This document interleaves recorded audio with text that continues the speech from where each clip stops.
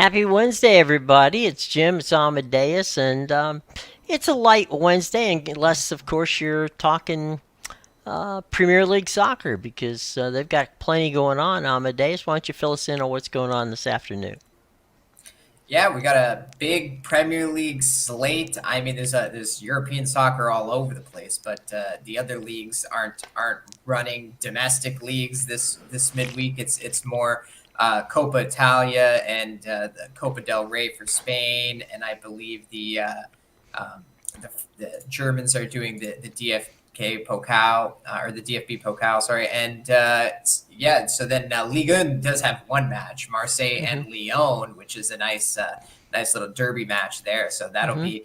that'll be a fun one to watch if you're into the French league. That's actually a makeup game from a postponed one before. But yeah, with the Premier League, we got about 6 games today. There's four that start at 2:30 and two that start at 3:15. We'll talk a bit about these 3:15 games because they are very interesting indeed. The first one we got Aston Villa hosting the treble champions in Manchester City. Mm-hmm. And Man City, they haven't been playing that great lately. Obviously, they mustered a comeback win against Leipzig last week in Champions League, but Mm-hmm. specifically in the Premier League, they've actually drawn their last 3 matches. They just Wow. drew with Tottenham 3-3 over the weekend, and they also have a 1-1 draw with Liverpool, as well as a 4-4 draw with Chelsea in their last 3 Premier League matches. And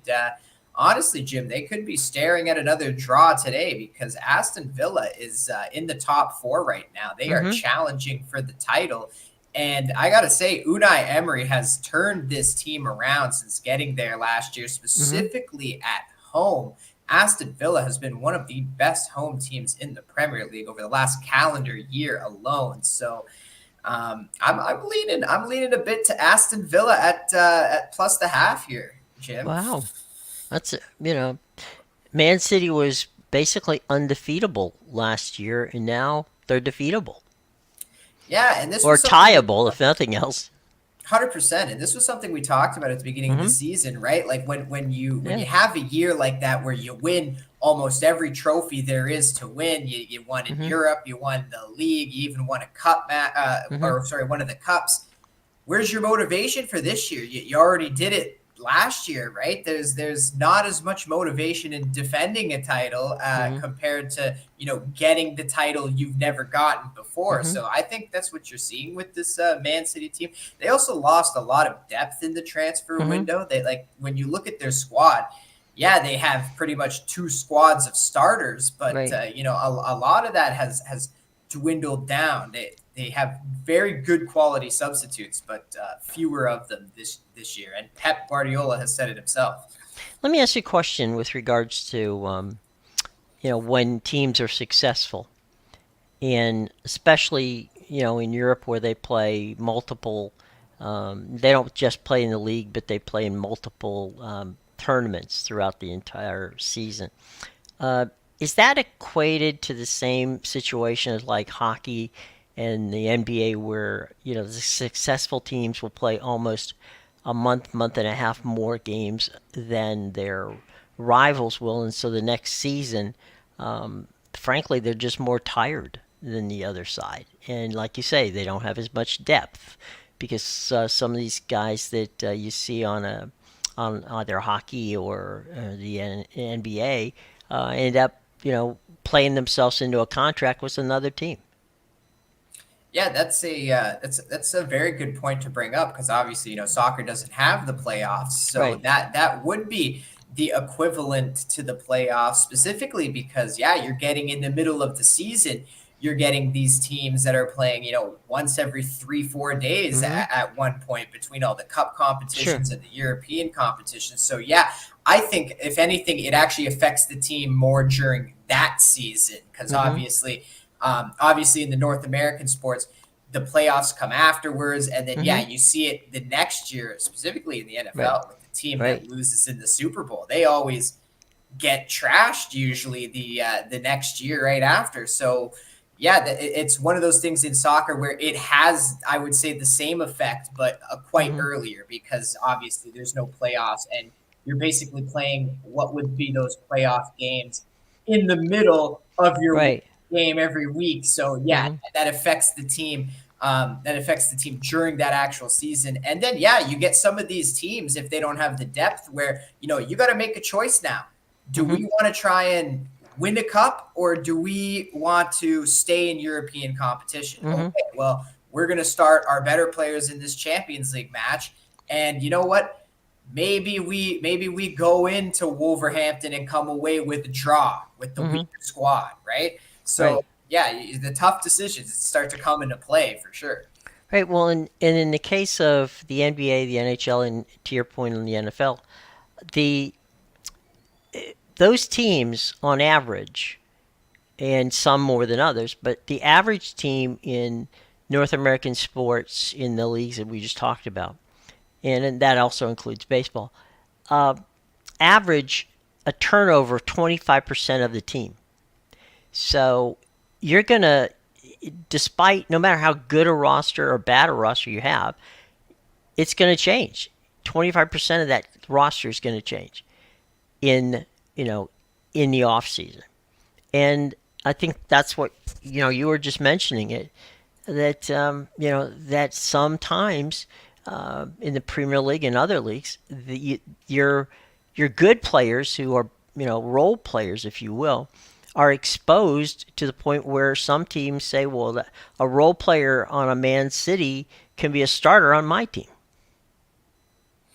Yeah, absolutely, and we see it all the time, right? Even it even works the reverse way. Hmm. We've seen some of these bad teams that get Hmm. relegated. The bigger teams come in and say, "Well, you were Hmm. really good starting for this team, and now that you're Right. going to the B league, I'm getting a discount on you. Right. I think you That's make a a good good. bench player." That's a good point. You can go bargain shopping. Yeah, exactly. So it works both ways. Yeah. The way you said it, and the reverse way with Hmm. with going in to get the bench players as well. So yeah, It, definitely something to keep mind of. amazing. I've been paying attention to the baseball winter meetings, and they're in Nashville. And basically, there's been some really interesting things. We talked about Yamamoto, the pitcher from Japan. I found out something yesterday which I thought was fascinating. He has to do a deal before January 1st, or the window, the international window for him closes. So, where Scott Boros's people and guys like that are going to likely, go later into the winter, and sometimes go all the way almost up to the first week of spring training before they get signed. Such is not the case with Yashimoto. It looks like he's by whomever sometime between now and the first of the year. Yeah, I guess it'll be interesting then to see what happens down the stretch here. Obviously, he's got to be the guy that goes first. So Hmm. We'll we'll see. see that. Yeah, I hear that the Otani talk is starting to come to a close soon, though. It's ramping to the point where um, they're weeding out people. And here's something I forgot, and that is in all this talk of all the pitchers and all the other stuff, Josh Hader's out there. Oh Josh wow. Hader is a primo relief pitcher, and he's just floating out there in the ether, and nobody's talking about him. Wow. Well, I guess because there's bigger names right now. I even saw the Yankees are most likely going to make a trade for Juan Soto. So Hmm. yeah, I guess there must be bigger fish out there in the sea. But as they start to get caught, I guess we're going to definitely see focus shift towards guys like that. Yeah, my question on the Soto trade, okay, to the Yankees, which could happen. We'll see. Who's going to play center field? They don't have one of those guys who's ever played center field. Yeah, I don't know, and they just made what the big move for Alex Verdugo as well. Yeah. So it looks like the Yankees are coming to play, Jim. Maybe they sign Soto and they go get a center fielder too, right? It seems like the wallet's coming out this year. Well, I mean, okay, if you play that game, right? If you get a Juan Soto to go with, you know, the big bats that they have with Giancarlo Stanton, and they got, of course, they've got the Judge, Aaron Judge. You could get away with, say, Michael Taylor, who's defensively a plus center fielder, but he can't hit his weight. Okay, so you don't necessarily have to have a 300 hitter who's going to bang out 30 home runs, because you got that in the other guys. What you need is somebody who's going to catch the ball and be able to save runs for you. And so I think that would be an interesting situation, because I can tell you right now, having watched Juan Soto from at the age of 17, 18, all the way till now. Juan Soto is not a center fielder. He can't play it. He doesn't. He's got the speed to play it, but he doesn't have the arm to play it, and that's something that's going to be very, very interesting. The Cubs, by the way, are in on Rhys Hoskins. I think that might be because of the thought of them losing Cody Bellinger. That's an interesting one for sure. Obviously, we talked about already how the Phillies seem to be moving on from him. So Well, they don't have a place it'll for be him an to interesting play. move. They put Bryce at first, and Rhys can only play first. So I mean, I don't think that they're gonna basically. I think they realize. I mean, they're not gonna pay Rhys, so he's in his he's a free agent, so they have to trade him. So there you go on that. But we'll keep our eyes open on what's going on, and we'll see what's going on. I mean, Otani may be you know you may see him at the Bob. I was gonna say Bob Evans, but that's not the right place. You might see him out there in your neighborhood getting some coffee soon. You never know. Yeah, you know what? It seems like that's the way it's gonna go, and all I'm gonna say is that would be such a Toronto move. You desperately need pitching, Right. and what do? Let's give all our money to this guy who Go get a can't pitch banger. yet. Yeah. Go get a banger. Somebody's going to smack the ball over the fence. Okay. So there you go. All right, let's And, move and that's the over. thing, right? It Yeah. just improves the lineup, as you say. It's just like let's just keep trying to outscore our way to Well, the yeah, I playoffs. mean that would be the thing, right? You sit there and go, "Hey, let's just blow the rest of these guys' doors off because we can." So, Such a Toronto move. anyway. All right, let's run down some of the. You've been obviously you've been on college basketball now for a few weeks, and the rankings are out, and Arizona, of the soon to be gone Pac-12, soon to be headed for the Big 12, is on top. They're undefeated. Their next game is against Wisconsin. That game's going to be played on the 9th. Kansas is playing in the 9th against Missouri. They're 7-1 in the second slot. Another Big 12 team, Houston, is undefeated. They get Rice. That game is tonight, 8 o'clock. That is Purdue. Go ahead. just so everybody knows, that is Jim's overrated team of the rankings, the Houston That's Cougars. I've said it. We'll see whether I'm right or wrong. Thanks for reminding everyone. Purdue. Hey, I'm with you. I'm with you. I think there's Okay. better teams than Houston.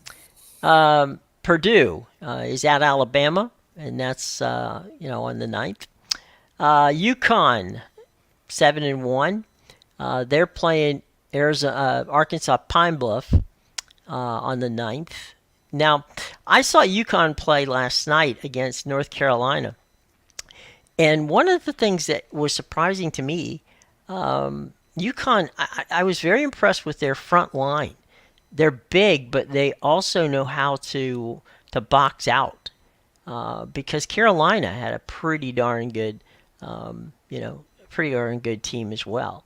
And what Carolina has, which they haven't had in the past couple of years, is they got backcourt speed, and they can play run and gun, which I think is really going to take them a lot further than they have been doing in the past couple of years. So keep an eye on that Carolina team. They're a good basketball team.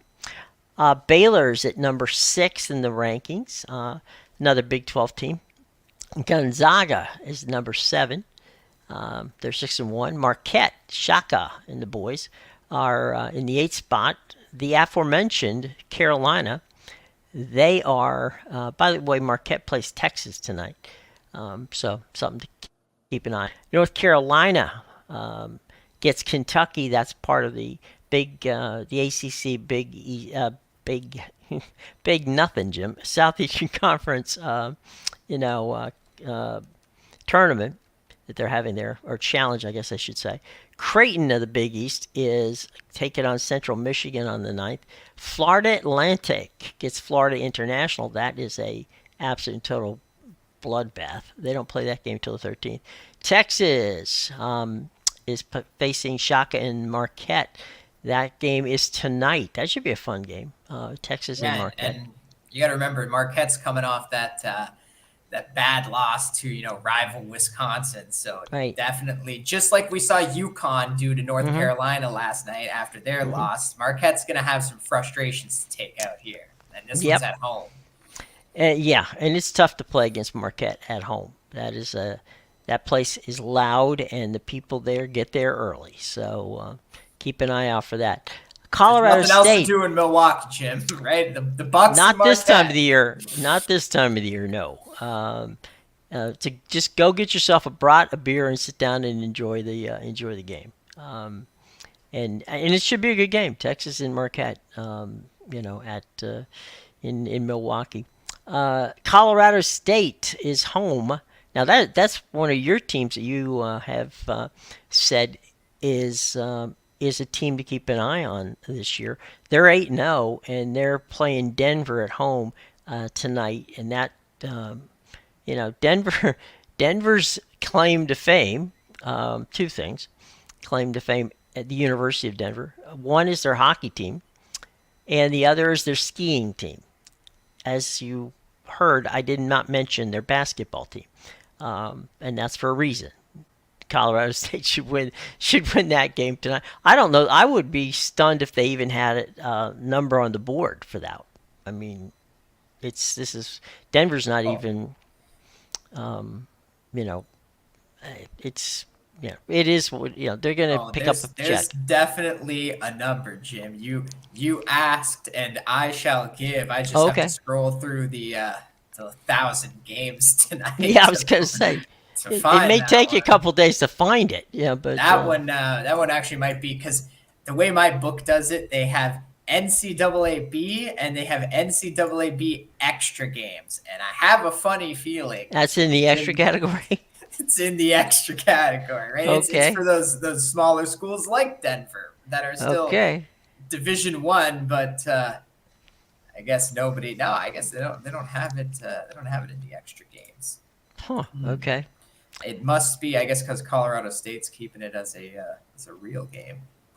What time was that one at? 9:00 Eastern time. That would be 7:00 out on the mountain time. I got it.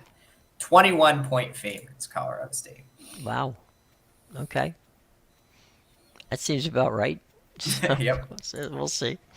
Okay, the Holy War tonight, but BYU is at Utah. And now the Holy War in basketball doesn't mean as much as the Holy War in football, but it is nevertheless the Holy War. So BYU 7-0 going on, taking on at in Salt Lake City the Utah Utes, and I don't know. I don't know much about Utah's basketball team. Is not really a strong one this year in the Pac-12. And BYU's off to a really good start, so we'll see how that plays out. Tonight in Miami, a lot of former New Yorkers will head head to the head to the arena tonight to watch Miami take on Long Island University, LIU. So we'll see how that works out. Kentucky is traveling to Philadelphia, and that game is on the 9th, and they're traveling to Philly to play UPenn. So Penn takes on Philly. I'm sorry, takes on Kentucky in Philadelphia. So that'll be an interesting game. Tennessee takes on Illinois. That game's on the 9th. James Madison in Old Dominion. That's an old rivalry. It's a very old rivalry from back in the CF. What is it? The old Colonial Athletic Conference. Times when James Madison was over there, and ODU had had some pretty good basketball teams in the past. So this James Madison, who's 8-0, they're 18th in the country, taking on ODU. Don't sleep on ODU. I'm not saying they're going to beat James Madison, but they have played James Madison tough in past years, so should be interesting. Oklahoma, Arkansas, the 19th ranked Sooners take on the Razorbacks at Arkansas. And that's, of course, these are games continuing to be on the 9th. Illinois is at Tennessee as part of that Big Ten SEC challenge, and that's on the 9th. Texas A&M is DePaul. They host DePaul, I should say. That game is tonight, and of course, that game might be on television. Well, I'm sure it's on television somewhere, but it might be on ESPN. Duke is hosting Charlotte. That game is on the 9th, and shouldn't. Cameron Indoor Arena is a place where Charlotte will come. We used to say that these are the what we used to call the yearbook games, right? You open your yearbook and you say, oh, this is the year that we played Duke. They don't put the score in because usually it's clobbered. But you go, you have your picture taken on the floor at Duke, and then you go home. No, Jim. They're gonna do that thing you told me they did in the football game. They're gonna score the first basket, right? Oh yeah. Take a picture in front of the scoreboard with the 2-0 lead. Oh, yeah. That one. That was Indiana at Ohio State, and that was when Lee Corso was the coach at Indiana, and he had the picture. He had the famous picture taken where the kids stood out, so that you could see the scoreboard in the background. They had a 15-yard unsportsmanlike penalty for it, and I think they lost 63-7. But they were ahead 7-0. So you're right. Charlotte's going to have the basket first, and then Duke's going to, winning the tip off, punishing them. Yeah, that's assuming they get the first basket. So we'll see. That's why the tip off would be so important. Right, exactly. Or you just take a picture while as you're walking past them on the court. So something like that. Wisconsin's 23rd. They take on number 1 Arizona. That one is again on the 9th. Clemson is tonight against South Carolina, so that's a rivalry game. I don't know, South Carolina women, that would probably be a little more entertaining. Now back from the Mountain West, back by population, 8 and UC Irvine. That's a game on the 9th, so we will see those teams on the weekend. So right now, it's some decent games tonight, but those are your top 25. Now, here's something that, and this is something I've been waiting to ask.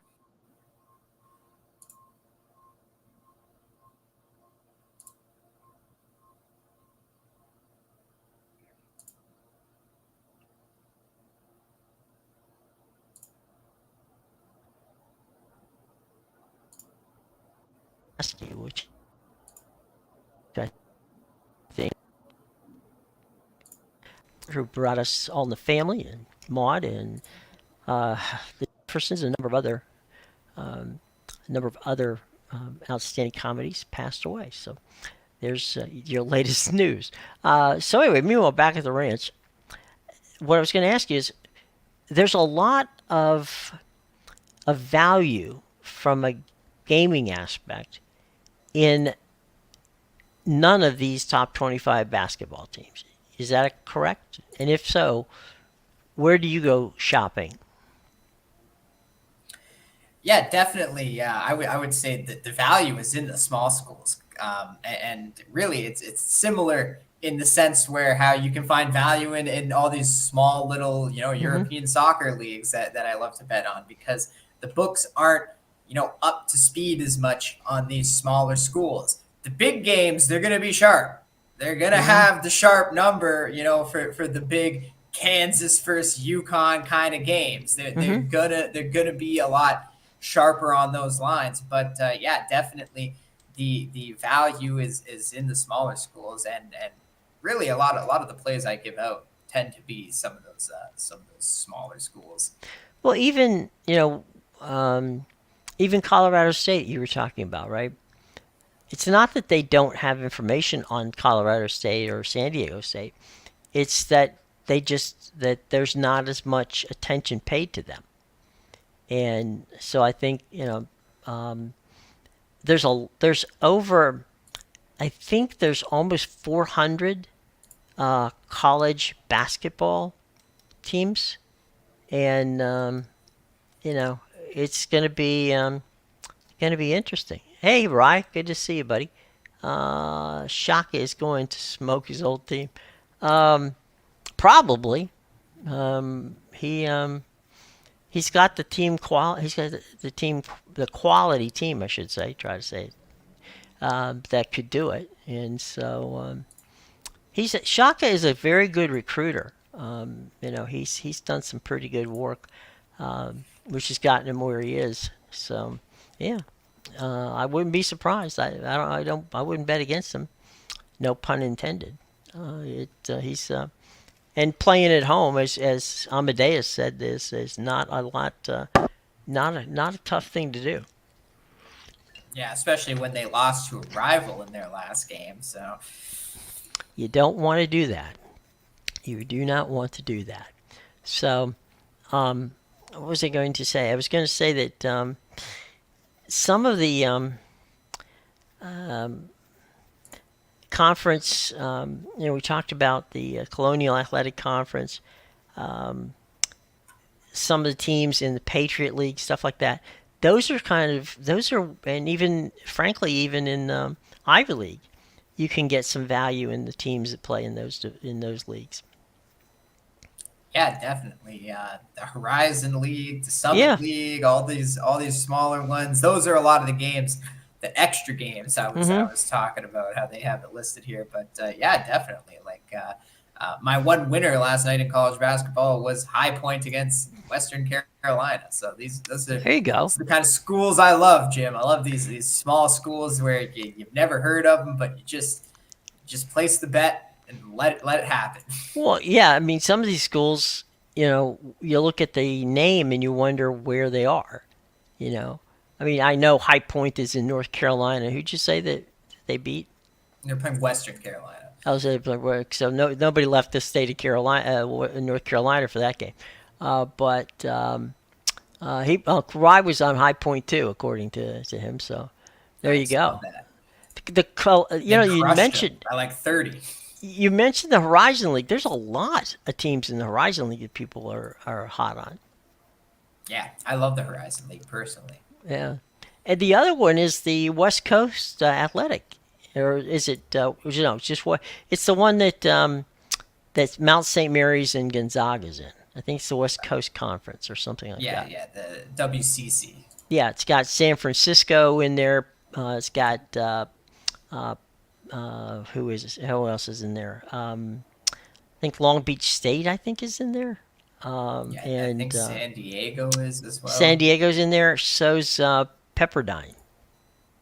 Oh yeah, Pepperdine. So, by the way, if anyone wants to give you a scholarship to Pepperdine, take it. I mean, it's not hard to go to school in Malibu, so that would be a nice. If you're gonna go get a high education, that would be a nice place to go and get it. But and then there's the school that our buddy Chris King used to like, and that was IUPUI. So Indiana, Purdue University. I can't even remember what the hell IUPUI stands It's for. Indiana University of Purdue, Indianapolis University. Okay, there you go. I, it's got when you know that the acronym for the school is longer. I mean, it's almost so long that the name is even longer. That's when you know, that's when Yeah, you know you're in trouble. Right, it's got three campuses. variations of Indiana if you want to Right. include Purdue, and then it's also got university twice in the name. So So right, we should the three of us should all take take some courses at Pepperdine. I think that would be a way to do it, or better yet, just audit the courses so we don't even have to get graded on them. That would be the way to go in that case. So we're all down for Pepperdine. If only they had a better basketball team, that would be good. they do So suck. yeah, so, I'm sorry. They do suck. They've Yeah, they sucked do. for a while, but I do like them tonight. I like them at Okay. -3 though, not like Okay. 4.5 now. Yeah. So there was. I mean, the team. I'm trying to remember what the name of the team that Hank Gathers, the late Hank Gathers, was on. I mean, Rye, do you remember that team? The team out. It was in Los Angeles. The team that Hank Gathers played for. Uh, Paul Westfall was the head coach of that team. Let me look it up real quick. Um, and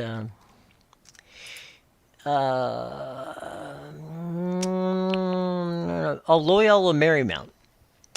Loyola Marymount was a good school back in the day, and in college basketball. And then because of COVID, they gave up their most of their sports programs, and they actually even sold the campus building to UCLA.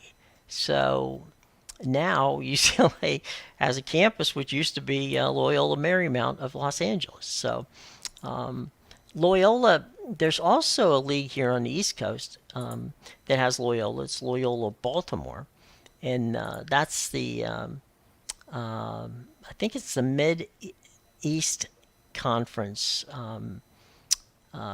that that